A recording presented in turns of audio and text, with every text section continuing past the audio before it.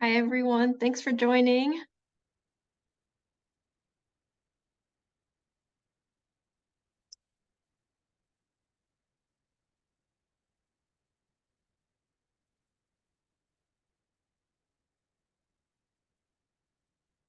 Can you all hear me okay?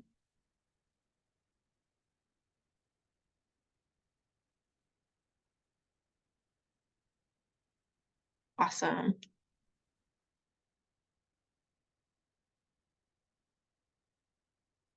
Well, I think I'm going to wait just about one more minute just to see who else joins, but we'll get started pretty soon.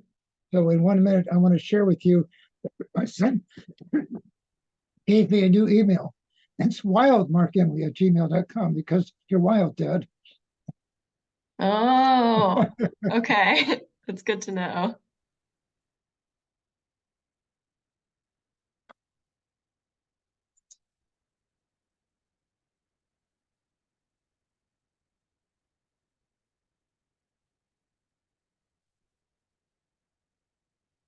Okay, let me see if anyone's in the waiting room. 1 second. It's making me admit people manually.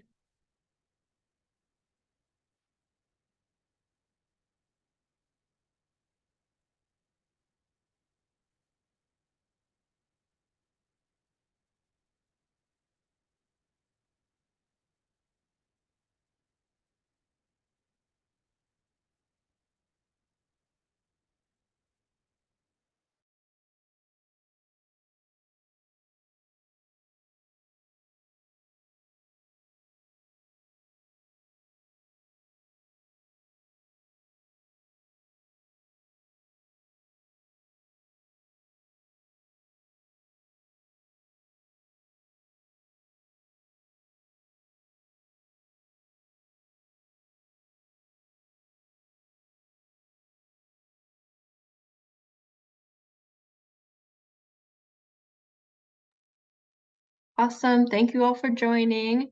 I think we could get started with just a round of introductions, just so we get to know each other. So I can start off. My name is Allie Fisher, and I'm the Wildlife Associate for Oregon Wild, and super happy to have you all here tonight. Little bit about me. I've been with Oregon Wild for over 2.5 years now. In this position for a little bit shorter of a time, but really excited to teach you all about the northwestern pond turtle and also the southern resident orca. And yeah, if we could just do a round of introductions, I think that would be great. So if you could just say your name and where you're calling in from, and then maybe your favorite Oregon species. So for me, I am calling in from Milwaukee, Oregon, and my favorite species is the sea otter. Although we don't have any sea otters on the Oregon coast currently, I hope that they'll return one day. And they're an important part of the nearshore ecosystem. So let's see, I can just say your names to get the order going. And if I mispronounce your name, please feel free to correct me. So let's see, I have Mark and Alice Imlay. Mark, do you want to go ahead and introduce yourself? Yes, I'm Mark Emley. I'm lucky to have been in Oregon in every state in America except Alaska because I had a job with natural resource management for Army National Guard and made sure to get out there and see what's really going on. So that's why I've been on the ground protecting the environment. Awesome. Thank you, Mark. Christine. Hello. I'm calling in from Ashland, Oregon. I think Allie, if you mute, it might not have the echoing, but I don't know if that's true. Yep, there we go. I just tried it. Why don't you go ahead and see if that resolved anything? Hello, yes, I think it's better. There we go. So I'm calling in from Ashland, Oregon, and my favorite Oregon species, although it's hard to say because they're so wonderful, is a beaver. Amazing species, that's for sure. Amber, go ahead. Did you say the beaver? Did you say the beaver, Christine? Yes, well, the beaver, there's a big movement by environmental groups all over the country to bring the beavers back. And one argument you can make to win the battle is to point out you save hundreds of thousands of dollars because it prevents stormwater runoff. You know that, right? That's Yeah. right. Yeah. I am calling in from Portland, and the Oregon species that has captured my imagination is the porcupine. There was a porcupine talk several months ago that just really brought them to life for me. Oh yeah, we have a great webcast that we did maybe a year ago too. So I would recommend that one. It was really fascinating. They're so awesome. Okay, Dana. Amber, are you named after Amber Waves of Grain? My mom won't say. She likes to joke that I was named after the book Forever Amber. I don't know if that's really true though. All right, Dana, go ahead.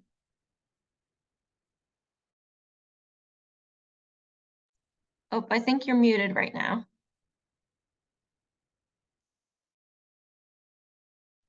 Sorry about that.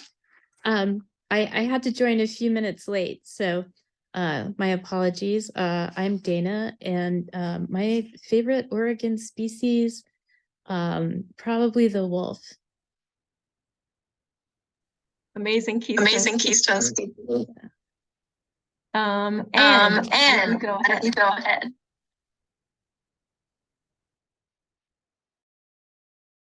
I'm Ann Wickman, and I moved to Oregon about 4 years ago. I was a park ranger in Colorado in Boulder for about 30 years, and so I'm really learning about Oregon. And I would say that all the species in Oregon, including the rubber boa, are my favorite. So I'm just really learning a lot, and I wanted to come to this for that. Awesome. Thank you so much. Let's see, Leanna.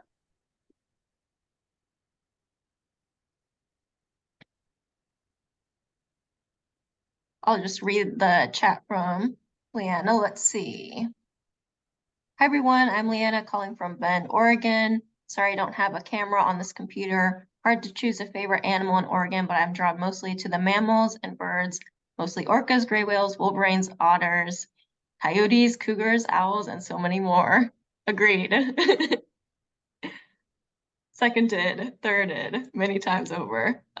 Michael, oh, looks like Michael just dropped off. Well, hopefully Michael will join us again. And just give me one more minute, folks, because I know one of our participants is having issues with their link. So I'm going to see if I can resolve that really quickly.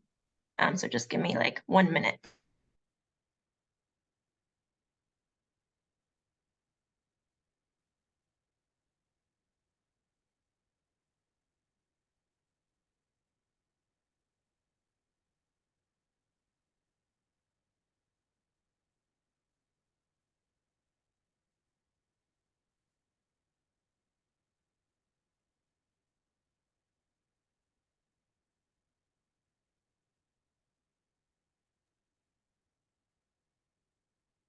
And was it you that said you like the rubber boa? Yes, it's so funny because I had never even heard of that species, and I found one on my farm, and they're just like, oh my God, they're magic. I thought it was a stick. I had never heard of them. I just went and looked it up on Wikipedia, and yeah, they're native to the Western US. I've never seen them. Yes. Yeah, no, they're hard to see because they look like a dark stick. I actually leaned over to move it out of the way on this trail, and I went, oh my gosh, you're alive. And you're a rubber boa. So that was a new species for me in Oregon that we don't have in Colorado. So I'll have to keep my eyes peeled for them. yeah.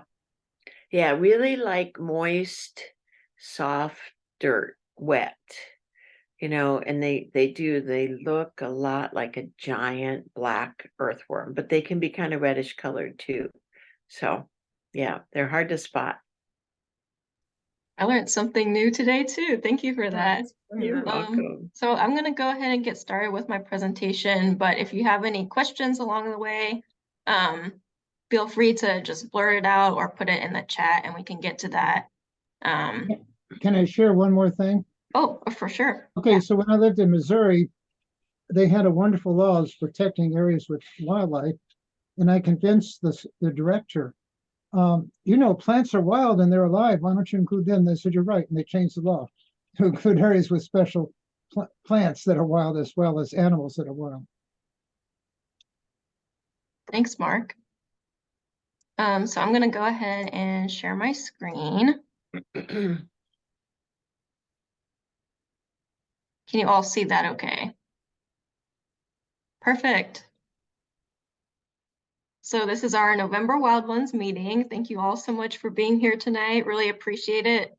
It's because folks like you are passionate and engaged that we can get protections for countless different critters. So it's amazing to see you all here tonight. Little bit about this presentation, and the structure of it. So first I'll go into public comments, what they are and why they're so important. Then I'll touch on the Endangered Species Act a little bit and set some background for us tonight. And then to follow it up, I'll talk specifically about the southern resident orcas and then the northwestern pond turtles. And just for your information, I will send out all of these slides tomorrow. And additionally, I created a fact sheet that will help with the public comment process. So if you'd like to take notes, go ahead, but also I'll send out my slides and other materials too. So a little bit about public comments and why advocacy. So I get asked a lot, can one person make a difference? And the answer is definitely yes. People can really make a difference because it's this people power that moves legislators and decision makers. And it really shows that the public supports an issue and it can turn our vision into reality for so many other species and issues. And so for this meeting, we're specifically going to be talking about public comments. So what are they and how do they help? Well, typically a conservation organization like Oregon Wild or any other organization will file a petition asking a decision-making body to either uplist or list a species. And then what the agency does is they will look at the science and do their own analysis of the viability of the species. So for the purposes of this presentation, we'll be talking about the Oregon Department of Fish and Wildlife Commission, so the ODF&W Commission, and the U.S. Fish and Wildlife Service. And so after these agencies do their analysis, they will turn it over to the public and take input from the public, and that's where we come in. And so for the ODF&W Commission, they will have a public meeting where they deliberate and vote on a decision. And for the U.S. Fish and Wildlife Service, they will make the decision internally and then announce it to us. So that's a little bit on the process of that. But public comments are really important because it gives agency cover to do the right things. Unfortunately, we do live in a world where there are many different influences on agencies, political influences, but also from extractive industries and things like that. And while we wish that decisions would be made just on sound science and the best available science, sometimes that isn't the case. So really, public comments give agencies the cover to make the right decisions. So that's why it's really important that we have really unique and thoughtful comments for different species to give them the best chance they can of being listed. And having your voice heard is really priceless.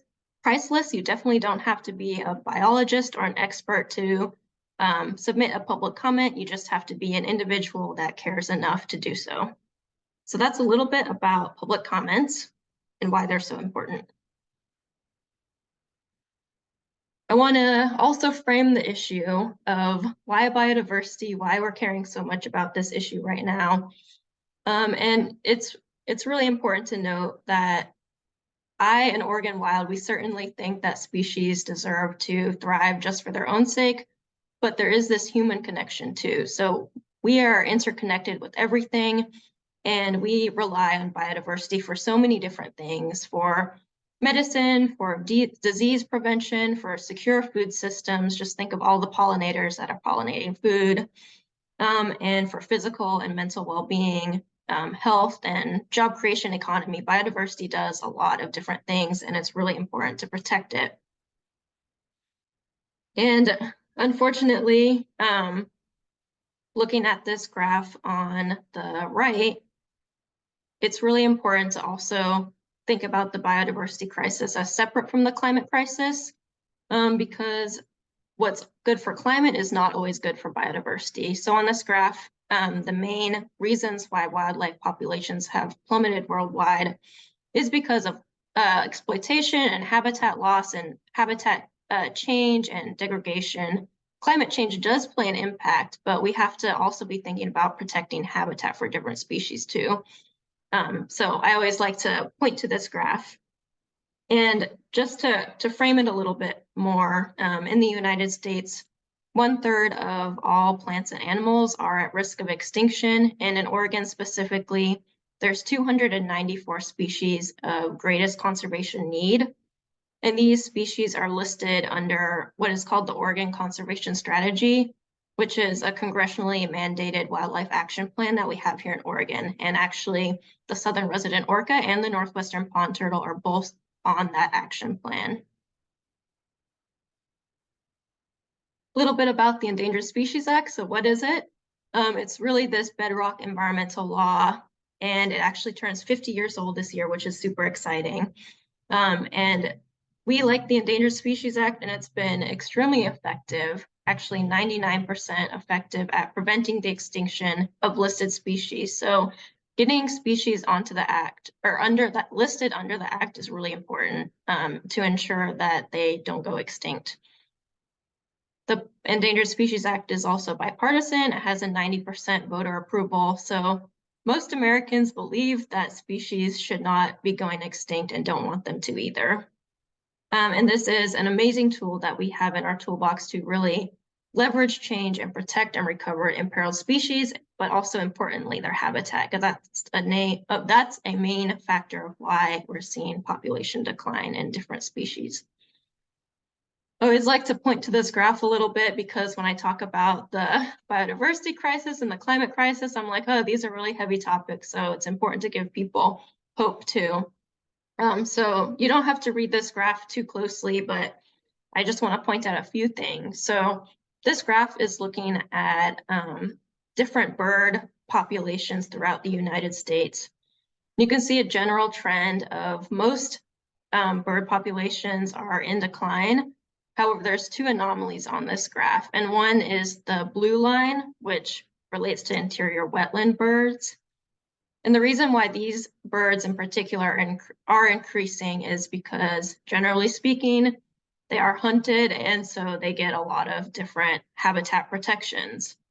And then the red line is threatened and endangered species, and although their populations are less, they're actually increasing a little bit over time because they are protected under the Endangered Species Act. So it just goes to show that if we are able to take action and willing to do so, we can actually help with extinction and help make sure that species are going towards thriving instead of slipping the other way. So it's really important that we're all here tonight, and just thank you all for being here. Okay, a little bit more about specifics on the two species for tonight. So I want to talk about the southern resident orcas first and just a little general stuff about them. So the southern residents are fish-eating orcas, and specifically they mostly eat Chinook salmon. There are 3 pods with unique dialects, but one shared language. And these orcas are really special, and they engage in different behaviors that we don't see from other populations of orcas worldwide. So they do something that's pretty unique called kelping, where they'll kind of roll around and play in kelp. So that's unique to these southern resident orcas. And orcas worldwide, there are some that specialize in eating sharks, some specialize in eating mammals, but these southern residents, like I mentioned, are primarily Chinook salmon eaters. And then I want to point your attention over to the map that I have on the slide too.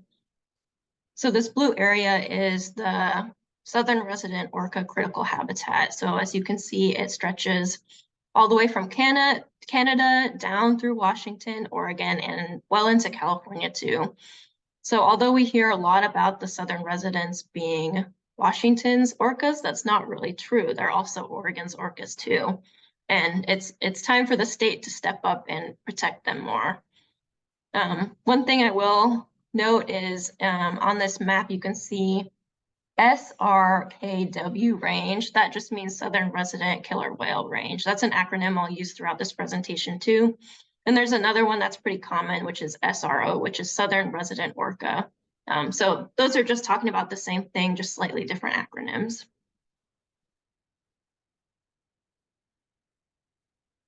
A little bit about the orca history. So very briefly, prior to the 20th century, it's estimated that there are about 200 southern resident orcas along the coastline that I put the map up of.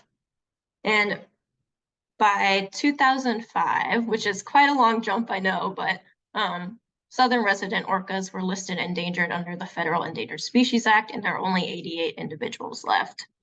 So why was there this huge jump in the population? There's quite a few factors. One is that orcas were demonized because they're seen as competition for people fishing salmon. And another huge one is that because they are southern resident and they're along the coastline, they were also targeted for the world of animal display and aquarium. So it's really unfortunate, but in just 12 years, 47 members of the southern residents were actually captured and trucked away to aquariums across the nation and elsewhere. So reports actually indicate that additional few dozen orcas were killed or injured in the process. So this was a tragedy for the population and really reduced their numbers by over half, which is really sad. And then another thing that impacted the orcas, like I mentioned, they're fish-eating orcas, specifically salmon. And so throughout this period, there are a lot of dams that were being constructed. And salmon are anadromous fish, which means that they swim from freshwater to saltwater. So whenever the migration paths of the salmon are impacted, and that also impacts the orcas too. So moving on the timeline, you have July 2021. There are only 74 whales after the population was officially revised, and the critical habitat was also designated on the outer coast, and that's that map that I had on the previous slide. And then why we're here today is because April of 2023, the ODF&W Commission accepted a petition to consider listing the southern resident orcas. So moving on to what we can do to help them. The goal is to urge the ODF&W Commission to list the southern resident killer whales or southern resident orcas under Oregon's Endangered Species Act. And the comment deadline for that is February 1st of 2024. So into the next year a little bit.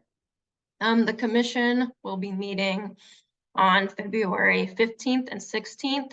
But we just want to make sure that we get our comments in well in advance because they have to be compiled. And we want to make sure that we're giving people enough time to view them and take our considerations into account. So if you could all get the comments in by February 1st of next year, that would be really awesome. 1 second. Okay, a little bit about the threats facing these orcas. Noise pollution from vessels is a factor, but by far and large, the main thing that are impacting these orcas is food scarcity with the Chinook salmon. And I just want to highlight that salmon decline is a factor, but also they've declined in size and quantity. So there's less salmon and they're smaller. And there's a huge scientifically backed correlation between these low fish numbers and high southern resident orca deaths. Just to go into the science a little bit more, 69% of the southern resident orcas, when they are pregnant, they miscarry or their babies die shortly after birth due to malnutrition. And most females are only able to raise a healthy calf every 10 years. And some have no surviving calves at all. And just to compare that, there's another population of killer whales called the Biggs killer whales, and they primarily eat mammals, and they have a plentiful food supply, and those orcas are able to produce a calf every 10 years. So that's a big difference, 3 to 5 versus 10 years. And then these whales are pretty much starving, which means that they're very stressed out. They have more susceptibility to disease and also different toxins and early death.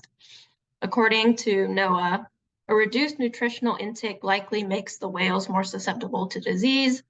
Further, their condition could be exacerbated by a compromised immune system, a result of contaminants, or living adjacent to urban environments that introduce a wider variety of pathogens into the environment. So pretty much because they are southern residents, they're along the coastline, they're already in contact with more pollutants than normal.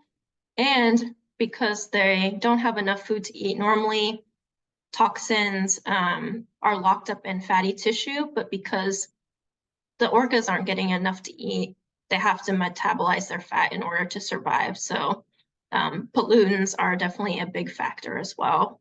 And the fact of the matter is there's only 75 of these amazing animals left. There's only about 30 breeding members too. So if we don't take action, this population will go extinct. And a little bit about the importance of protection. So I mentioned that the southern residents are listed federally under the Federal Endangered Species Act, but they're also listed under Washington's State Endangered Species Act, and they're listed there as endangered. I mentioned that Oregon's orcas, or the southern residents, are listed under the Oregon Conservation Strategy, which is not the same as the Oregon's Endangered Species Act. But for that strategy, I just want to read what it says because it's very lacking. Under special needs, it says, this acoustically oriented species is highly sensitive to noise disturbance. That's it. Under limiting factors, it says, small population size and low productivity make killer whales vulnerable to anthropogenic impacts. So it really doesn't say anything about the food scarcity, which is a huge problem in Oregon should be doing a lot more for the southern residents and can be doing a lot more for the southern residents. And there's really a gap in protections by them not being listed under Oregon's Endangered Species Act. So what that would do is that would force the state to take more action because under Oregon's Endangered Species Act, species that are listed there are protected in state owned and leased lands, but also the near shore too, which relates to the orcas.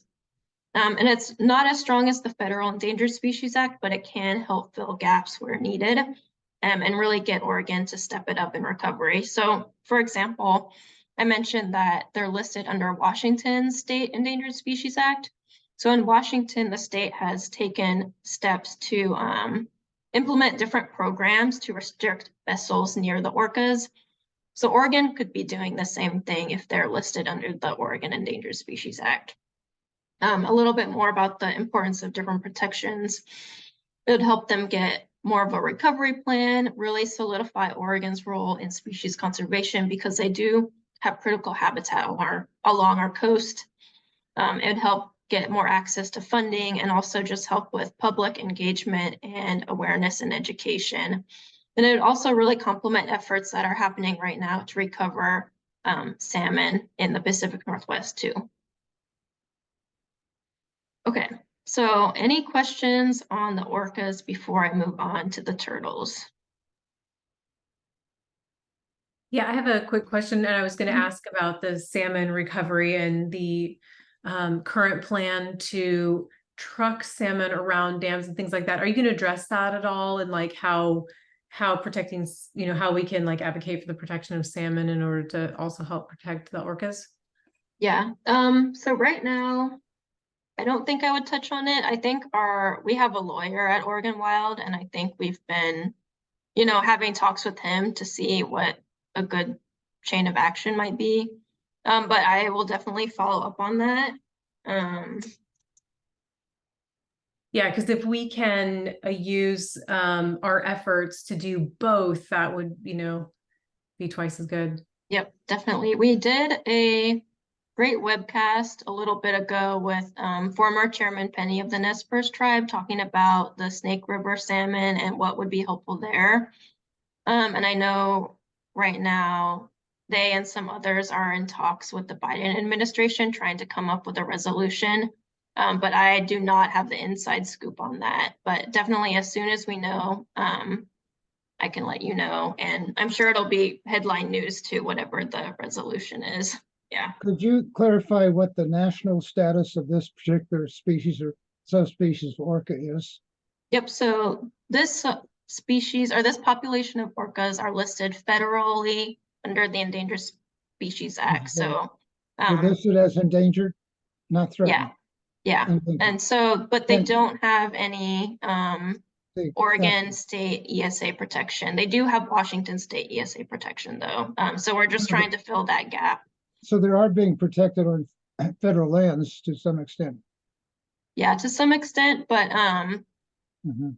yeah, the Oregon State ESA, it would help fill a lot of different gaps. Like I mentioned, Washington has programs to limit vessels near the orcas, so Oregon should be Yeah. doing that too. So it's just important that we, Under Biden, can we get more money from the feds? Because Biden's here? yeah, I think we could. Good, let's try it. So this would be a great gap to fill, and it's just another advocacy tool too, Mhm. that we can have, so we can say, oh, these orcas are listed like everywhere in their range. That's more of a powerful statement too. Just these 3 states, the whole range. Hmm? It's just in these 3 states, the whole range of the Yeah. orca. Canada has their own protections for them though, Canada has under some their too. version of the Endangered Species Act, which I'm Okay. forgetting the name of. Okay, good. Yeah. Any more questions on the orcas before we move on to the northwestern pond turtle?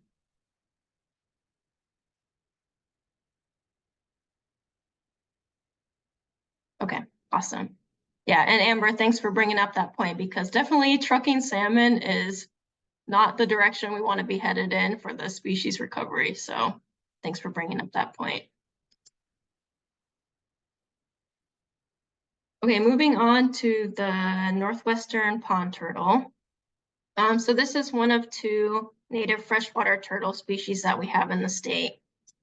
And it's native to Oregon. And I just want to point to this map that I have. So both the northwestern pond turtle and the southwestern pond turtle are proposed for listing, but we're just going to be talking about the northwestern pond turtle because those are the ones in Oregon. That dark or that light gray shading is the range of the northwestern pond turtle. And then the range of the southwestern pond turtle is the dark gray shading. And from this map, you can see that their range in Oregon doesn't extend too far into the state. It's mostly in the Willamette Valley, and it's also found in urban areas too. It is listed as a sensitive species in Oregon, and it's under the Oregon Conservation Strategy. But we would love it if they got federal protections as well. This is a really aquatic and slow-moving species. They need a lot of basking structures like this log in the picture or other smaller branches and twigs for the hatchling turtles too. And something cool about these turtles is they are aquatic, but they also need good quality terrestrial habitat near the aquatic habitat too. So in river systems, these turtles will overwinter on land, buried in leaf litter or other debris. But then in pond systems, they'll actually go to the bottom of the pond and bury themselves in the mud at the bottom to overwinter. And these turtles need high quality terrestrial habitat adjacent to aquatic for their nests and laying eggs too. And it can be pretty rare and hard to find aquatic habitat with that terrestrial habitat, so that's a factor that is limiting the species. So the goal here is to urge the U.S. Fish and Wildlife Service to list the northwestern pond turtle as threatened on the Endangered Species Act. And this would be the Federal Endangered Species Act, so a lot of protections here. And the comment deadline for that is December 4th of 2023, so sooner than the southern resident orca one.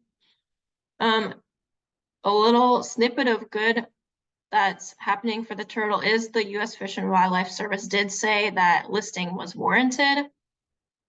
Oh, go ahead, Mark. When I worked for the Office of Endangered Species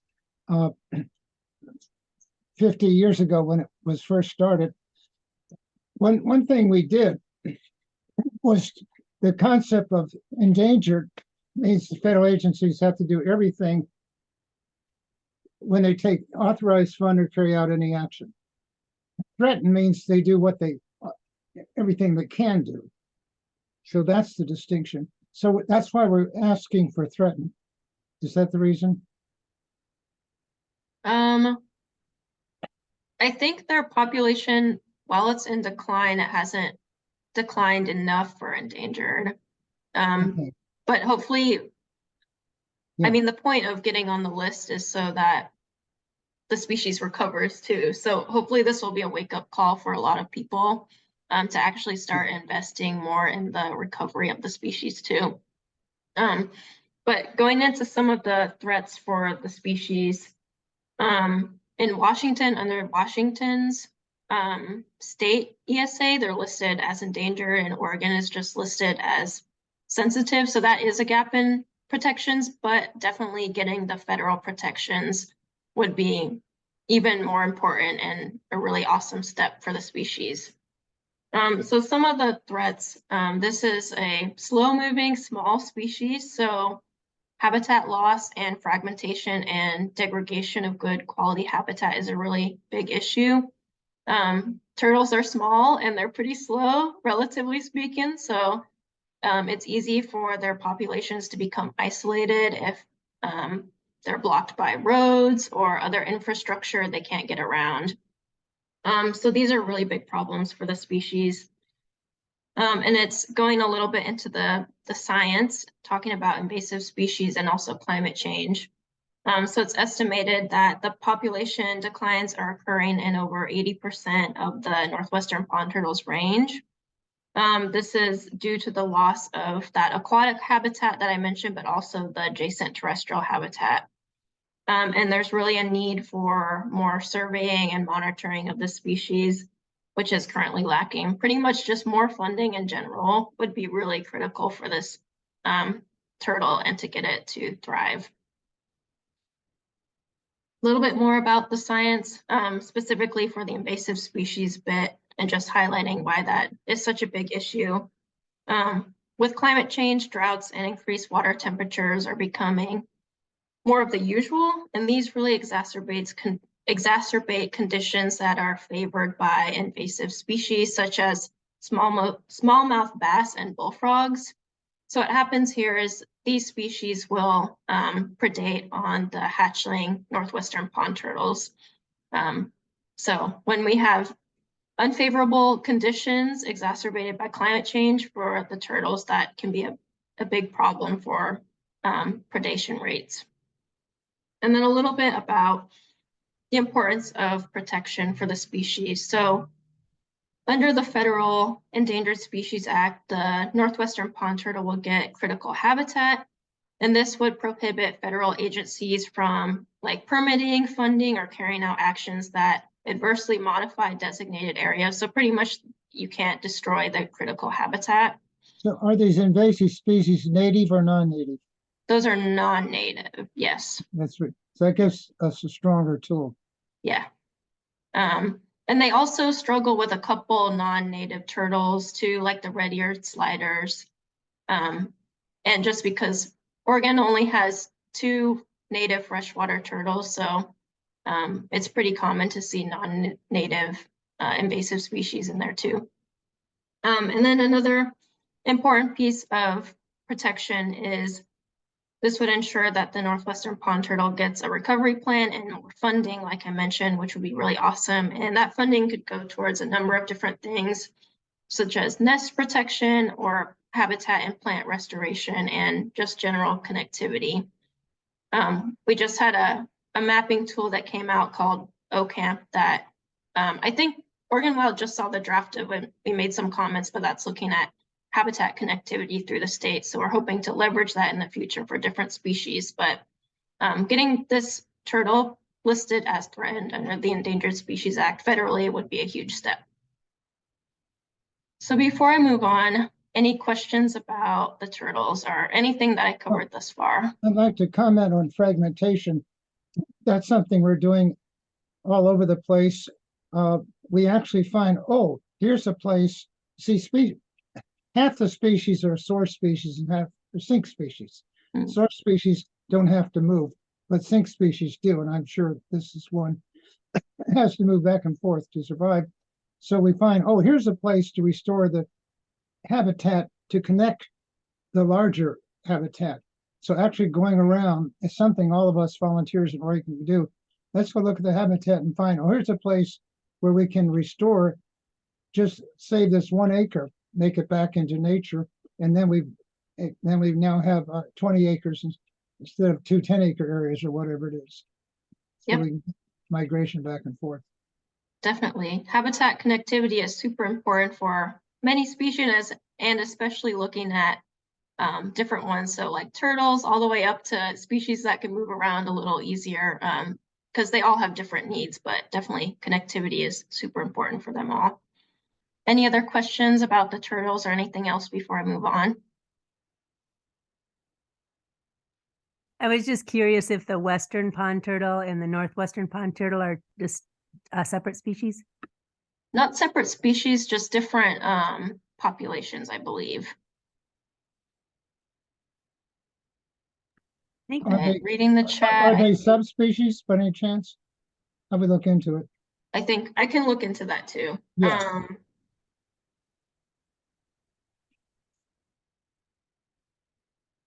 Yeah, there's like people commonly say like western paint or western pond turtle. But specifically for this comment period, they've also put it into like northwestern pond turtle and southwestern pond turtle.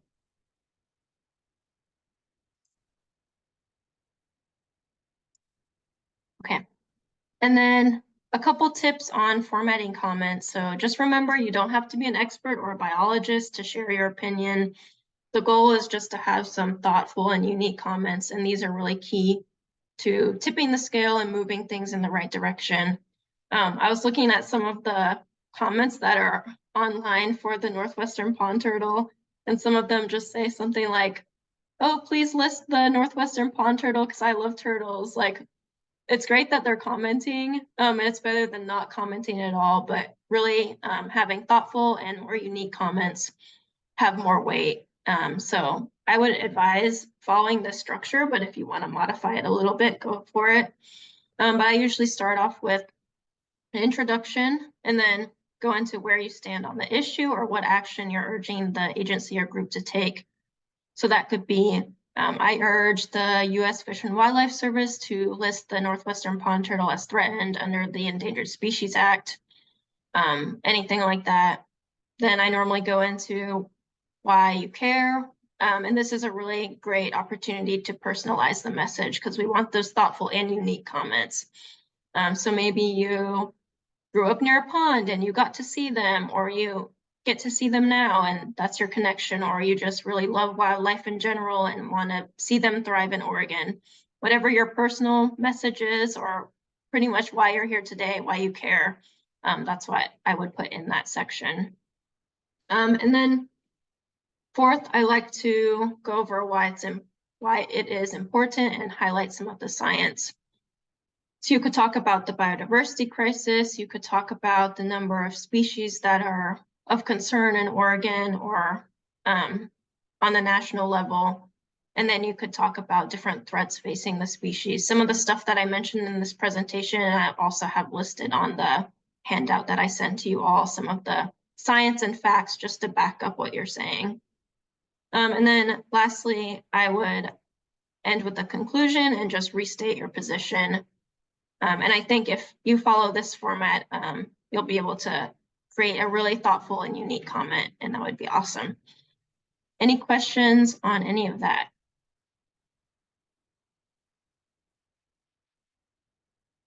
Awesome. Last slide for me, and then I can go ahead and just walk through the handout that I'll give you all too. But last slide for now, and I'll send out these slides too. But for these links, for the Northwestern pond turtle, we actually did a webcast in the past where we had a biologist, or actually 2 biologists, come talk about Oregon's different turtles.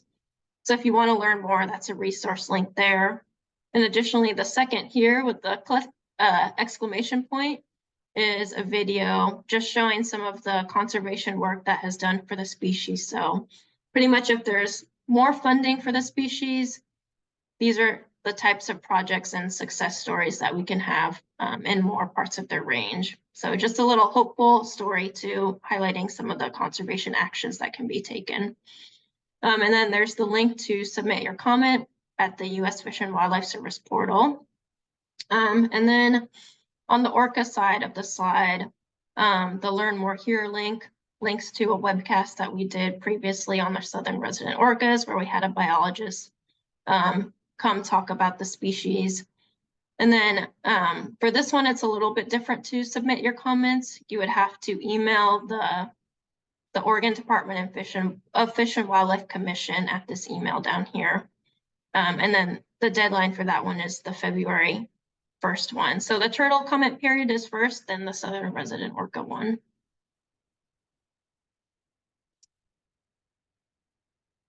And with that, I'll stop that screen share, but any questions? And then I can go ahead and also just really briefly walk through the handout that I made too, just to make sure everything is clear.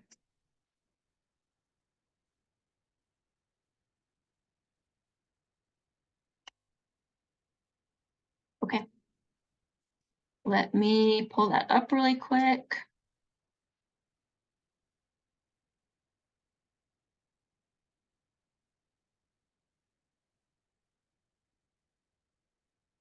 Okay, so can you all see that? Perfect, okay. So I'll also be sending out this handout that I made, and the first page just goes over some of the stuff that was on my slide too, just the formatting. The goal is to do unique and thoughtful comments. But then under that, I have a section about why is this important, which is some of the stuff that you could include in your comment. So I have the extinction is forever, we're in a biodiversity crisis, the numbers of plants and animals at risk of extinction in the US, and then I have an Oregon specific fact too, and just the human connection to biodiversity too, in case you want to add that to your comment. There's my email address. If you have any questions, please email me at af@oregonwild.org. I'd be happy to look over anything or help in any way. If you have any follow-up questions, feel free to email me too. And then I have two specific, on the next page, two specific boxes for the different species.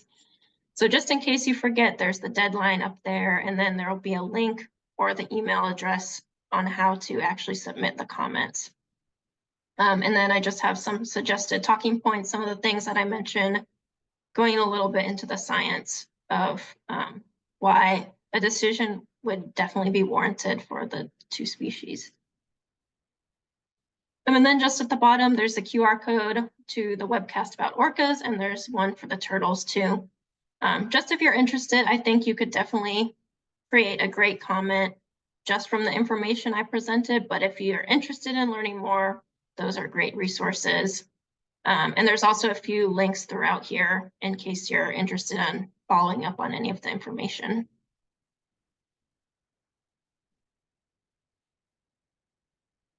Are we just commenting to the state of Oregon or also to the federal government? Yeah, so for the northwestern pond turtle, it's going to be to the U.S. Fish and Wildlife Service, so federal. But then for the orcas, it'll just be on the state level, and you'd email the Oregon Fish and Wildlife Commission, so the body that oversees the Oregon Department of Fish and Wildlife.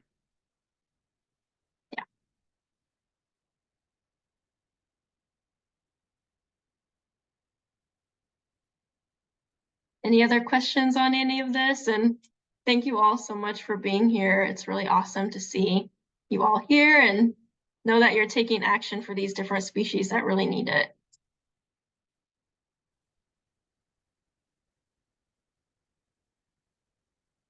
And it's fine to go ahead and forward, friends and family and get the word out, forward your Oh material. yeah, definitely. That would be super helpful. Like I said, comments give agencies cover to make the right decisions. So the more comments we're getting in, the better for all of these species. Pretty much we want to flood them with as many comments as possible.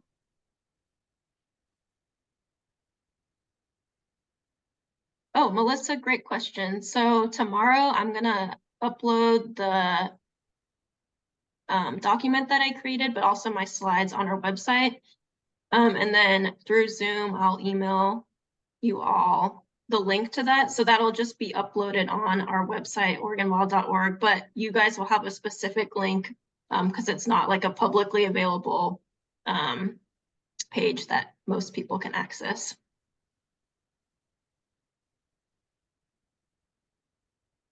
Awesome. I think not seeing any more questions. Let me read through the chat really quick.